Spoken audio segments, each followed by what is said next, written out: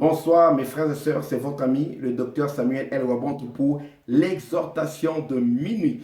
Nous poursuivons avec notre thème de la semaine qui est Triomphe au milieu de tes ennemis. Aujourd'hui, nous allons conclure avec la deuxième partie du sous-thème, le genre d'ennemis que nous avons. Hier déjà, enfin, la vidéo précédente, je vous ai parlé de l'ennemi numéro 1 que nous avons, qui est le diable et Satan, avec ses anges, les démons qui sont à sa suite. Là, déclare que votre adversaire, le diable, rôde autour de vous, cherchant qui il va dévorer. C'est l'ennemi numéro 1 des chrétiens. Nous ne luttons pas contre la chair et le sang, mais contre les dominations, les principautés, les autorités, les esprits méchants dans les lieux célestes. Aujourd'hui, nous continuons. Nous allons voir un autre genre d'ennemi, un autre type d'ennemi que nous avons. À part Satan et ses démons, nous avons également des ennemis humains. Et ce sont des entités spirituelles. Nous avons des ennemis humains. La première catégorie que nous avons parmi les ennemis humains, c'est quoi? Ce sont les serviteurs du diable. Ce sont les serviteurs conscients du diable et d'autres sont des serviteurs inconscients du diable. Mais quand même, néanmoins, ils sont au service de l'ennemi. Les serviteurs conscients du diable, ce sont les satanistes. Au Texas, il y a une église de Satan qui vient d'ouvrir ses portes officiellement. Des occultistes, des sorciers, des marabouts, tous ces gens qui travaillent pour le compte du royaume des ténèbres. Quand tu appartiens au royaume de Dieu, comme tu es représentant de Dieu, le déclare que nous faisons fonction d'ambassadeur pour Christ. Si toi tu ignores que tu es ambassadeur de Christ, les serviteurs de l'ennemi du diable, eux, ils connaissent ton identité en tant qu'enfant de Dieu. Alors, du fait que tu appartiens à l'autre camp, tu es leur cible, tu es leur ennemi. Nous sommes la cible privilégiés des serviteurs occultes. Les démoniaques, les gens qui sont possédés, les gens qui sont sous le contrôle de Satan travaillent incessamment contre nous. Ils ne s'arrêtent pas parce qu'ils reçoivent les ordres de leur maître. Jésus nous a avertis en disant que le monde entier est sous le contrôle de l'ennemi. Satan a réussi à placer ses agents dans tous les cercles d'influence dans ce monde. Et ils vont travailler contre tes intérêts. Ils vont travailler contre ta santé. S'ils peuvent, ils vont faire attenter à ta vie, te tuer. Même si toi tu ignores, un ennemi, je vous ai dit par définition, c'est quelqu'un qui est hostile à une personne, c'est quelqu'un qui hait une autre personne, c'est quelqu'un qui cherche à faire du mal, à nuire à une autre personne. Et c'est quelqu'un, je vais ajouter la définition, qui cherche à réunir les moyens, qui travaille pour nuire. C'est-à-dire que ça ne dépend pas de ce que toi tu ressens pour cette personne. Même si tu es bon, la personne, tant qu'elle travaille contre tes intérêts, cherche à te détruire, à te nuire, à te haïr, cette personne est un ennemi. Et ces ennemis-là, nous en sommes partout. Bien aimé, il y a tellement de témoignages flagrants. Des gens, des occultistes. J'ai reçu le témoignage d'une jeune femme qui travaille dans une entreprise bien placée, dans mon pays d'origine, à Kinshasa. Et elle m'a raconté en disant, pasteur, toutes les jeunes femmes qui sont rentrées dans notre service, au nombre de 6 qui sont venues après moi, toutes ont perdu leur premier enfant. C'est-à-dire que dès qu'elles tombent enceintes, c'est une fausse couche. Toutes. Alors, vous allez dire, simple coïncidence. J'ai dit, mais toi, tu as des enfants. Dit, non, moi, je suis entré dans l'entreprise, j'avais jamais des enfants. Mais tous sont venus après moi. En tombant enceinte dans l'entreprise, tous ont perdu leur enfant. Il y a un autre jeune homme qui a remarqué que là, c'est sa patronne, toujours là-bas au Congo, ben, il en a partout, il y en a partout, qui a remarqué chaque fois sa patronne vient, elle entre d'abord aux toilettes pour s'enfermer pendant 30 minutes, et après, elle va travailler. Vous allez dire que c'est un besoin pressant, la personne vient de la maison. Alors, ce jeune homme-là, un jour, il est entré dans le bureau. Quand la patronne est venue, il est entré dans les toilettes, il s'est enfermé là-bas pour empêcher la patronne d'entrer. La patronne est venue, elle a frappé à la porte, ne pouvait pas rentrer. Ben, elle est allée dans son bureau, fâchée. Le lendemain, quand elle est venue encore, le jeune homme est allé s'enfermer encore dans les toilettes pour empêcher. Vous savez quoi? Le troisième jour, il n'a pas eu à faire, c'est là parce qu'on l'a chassé du travail, on l'a viré.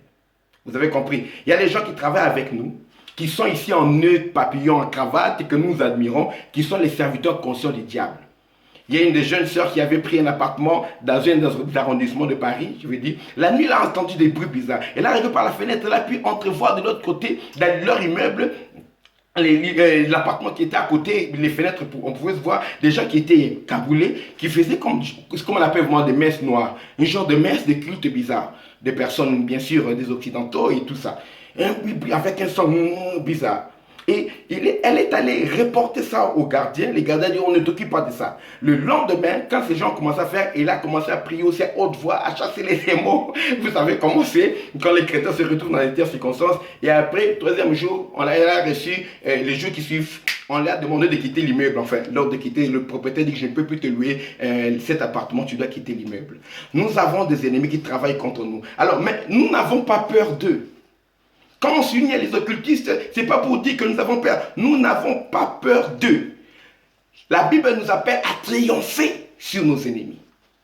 Peu importe, même si le diable devient 1000 fois diable, même si devant moi est le plus grand des occultistes, ça déclare que celui qui est né de Dieu triomphe du monde.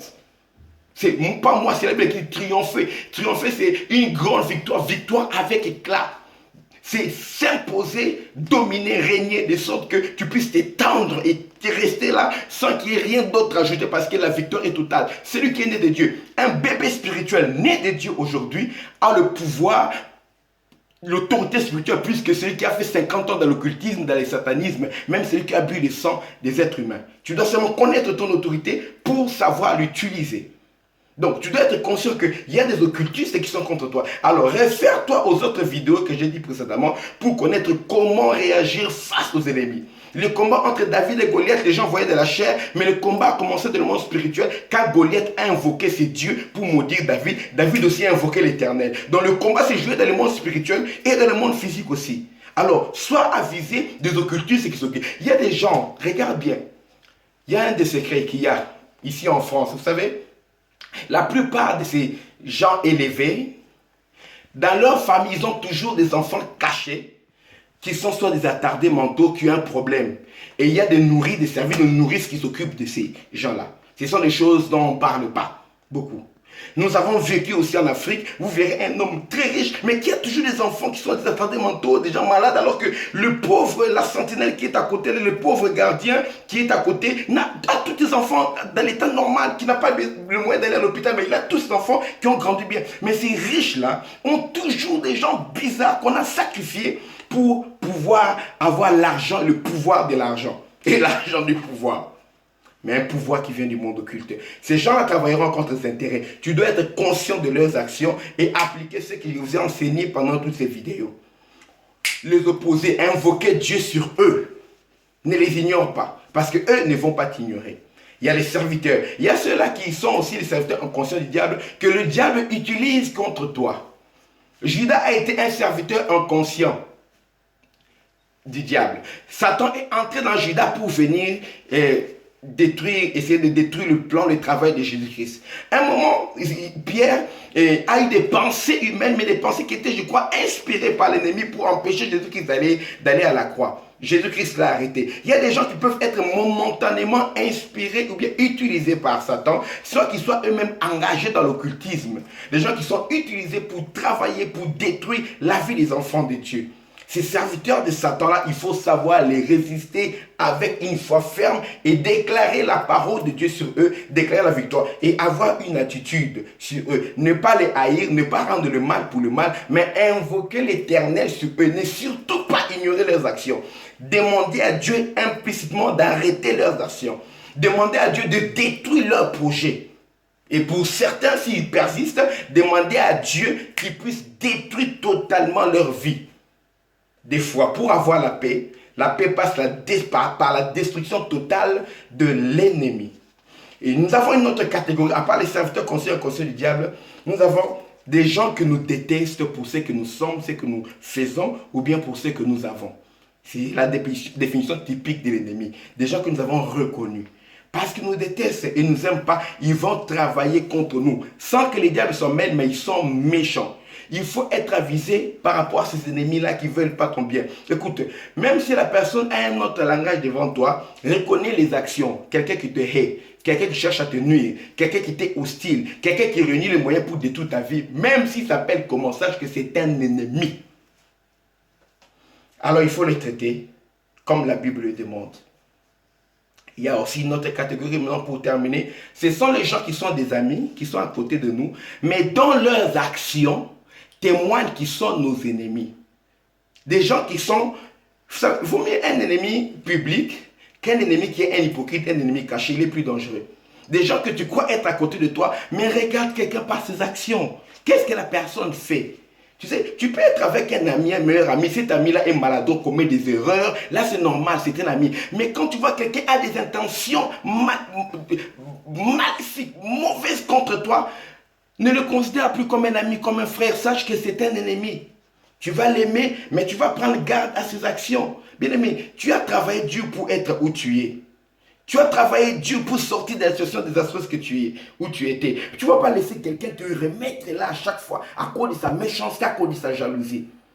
Devant nos ennemis, bien aimés, Dieu reconnaît que nous sommes des ennemis. Écoute ce que nous promet. Si nous lisons dans le livre d'Éternel, chapitre 28, verset 7, la Bible déclare, l'Éternel te donnera la victoire sur tes ennemis qui s'élèveront contre toi. Ça dit, ils peuvent s'asseoir, un jour ils peuvent s'élever. Je répète, l'Éternel te donnera la victoire sur tes ennemis qui s'élèveront contre toi. Ils sortiront contre toi par un seul chemin et ils s'enfuiront devant toi par 7 chemins. Dieu dit qu'il donnera la victoire. Toi tu dis, moi j'ai pas d'ennemis. Dieu dit qu'il te donnera la victoire sur tes ennemis. Dieu dit que s'il agrée tes voies, il va disposer tes ennemis en ta faveur. Ils vont travailler en ta faveur sans même s'en rendre compte. Alors, tous ces genres d'ennemis que nous avons, les occultistes, ceux qui sont conscients, inconscients, utilisés par l'ennemi, ceux-là qui sont nos ennemis, qui nous ont déclaré la guerre, qui nous ont manifesté leur aversion, leur animosité, et ceux-là qui sont cachés, qui sont ennemis cachés, mais qui restent à côté de nous, Dieu promet de nous donner la victoire sur tout genre d'ennemis que nous avons. C'est à nous seulement d'être sages, d'avoir le discernement. Jésus-Christ connaissait déjà les actes de Judas avant même qu'il puisse arriver à la fin. Et il avait pris ses précautions. Ne sois pas quelqu'un qui est surpris par ton ennemi. Dis, Seigneur, permets-moi d'être en garde et délivre-moi de mes ennemis. C'est ce que David priait. Seigneur, délivre-moi de mes ennemis. Détruis leurs actions, que leur projet soit anéanti, que leur projet se retourne contre eux. Pourquoi nous devons triompher sur nos ennemis? Parce que nous sommes des témoignages. Dieu est visible sur la terre qu'au travers de nous. Si nous sommes détruits, les gens ne prieront pas notre Dieu. C'est pourquoi Dieu a donné la promesse de la supériorité à Abraham. C'est pourquoi Dieu a donné la promesse de la supériorité au peuple d'Israël dans Deutéronome 28 là. Il a dit, l'Éternel ton Dieu te donnera la supériorité sur toutes les nations de la terre. Hein? Deutéronome 28 verset 1er. Si tu obéis à la voix de l'Éternel ton Dieu, et en observant et en pratiquant ces commandements que je te prescris aujourd'hui, l'Éternel ton Dieu te donnera la supériorité sur toutes les nations de la terre. Parce qu'Israël devait être un exemple du peuple qui adore le vrai Dieu, pour que les autres nations qui ont sombré dans l'idolâtrie reviennent à l'Éternel en considérant la nation d'Israël. Pour nous aussi les chrétiens, que tout celui qui est né de Dieu triomphe du monde, parce que nous sommes les ambassadeurs de Christ. Nous sommes ces témoins. Jésus a dit que vous recevrez une puissance, le Saint-Esprit suffira sur vous, vous serez mes témoins à Jérusalem, en Judée, en Samarie, jusqu'aux extrémités de la terre. Alors si nos ennemis ont la victoire sur nous, personne n'aura envie de croire en notre Dieu. Mais nous devons être supérieurs à nos ennemis. Occultiste ou quoi? Il a une place, tu réponds à ta place. Il est ministre, il saute, toi tu deviens ministre à sa place. Président qui est occultiste, franc-maçon, il saute, toi tu deviens président à sa place. Si tu crois, tu dis Amen. Chef d'entreprise qui est là pour sacrifier les membres d'entreprise dans ce cercle d'occultisme, toi tu prends la place, tu conduis l'entreprise vers Jésus-Christ. C'est possible. Joseph l'a fait en Égypte, un pays hautement occulte. Daniel l'a fait. Le roi s'est détourné des magiciens pour suivre en particulier les conseils de Daniel au milieu des occultistes de Babylone. C'est possible aujourd'hui. Les chrétiens sont enfermés seulement dans la prière, enfermés dans la prière sur eux-mêmes. Ils ne regardent pas ce qui est autour d'eux. Dieu nous a appelés à être influents. Et quand tu triomphes au milieu de tes ennemis, tu deviens de plus en plus influent. Car Seigneur, tes ennemis s'est accru à cause de l'accomplissement de tes promesses. C'est pourquoi, ô Éternel, tes ennemis te flattent. Quand tu triompheras, tes ennemis te flatteront. Ils viendront se prosterner devant ton Dieu. Ils abandonneront celui qui croit être plus fort pour croire à l'Éternel ton Dieu, le Dieu Tout-Puissant. Triomphe au milieu de tes ennemis, reconnais-les, traite-les comme la Bible le demande, réclame la victoire sur tes ennemis comme la Bible le demande et triomphe au milieu d'eux pour que ton nom soit glorifié. Au nom de Jésus-Christ. Pour que le nom de ton Dieu soit glorifié et que ton nom devienne grand. Je corrige. Que le nom de Dieu soit glorifié, ton nom entrera dans la gloire, et ton nom sera grand. C'est Dieu qui a dit à Abraham. Après, on n'a pas dit, rends mon nom grand. Dieu a dit, je rendrai ton nom grand. Bien aimé, quand ton nom est grand, on demandera ton secret, tu diras, c'est mon Dieu. Les chrétiens, moi j'aime l'humilité. Bien aimé, dans la bassesse, Dieu n'est pas reconnu. Qu'on ne vous montre pas. Dieu se manifeste dans la gloire. Dieu se manifeste dans la gloire. Vous devez le savoir. Les gens doivent voir la gloire de Dieu au travers de vous. Les gens doivent vous craindre à cause de la puissance de Dieu qui se dégage dans votre vie. Votre nom doit devenir grand et influent pour que vos ennemis même vous flattent et viennent adorer votre Dieu. Merci, je vais prier avec vous. Seigneur, donne la force à tes enfants, le discernement, la puissance pour triompher sur leurs ennemis spirituels. Satan, ses démons, leurs serviteurs, les occultistes, les satanistes.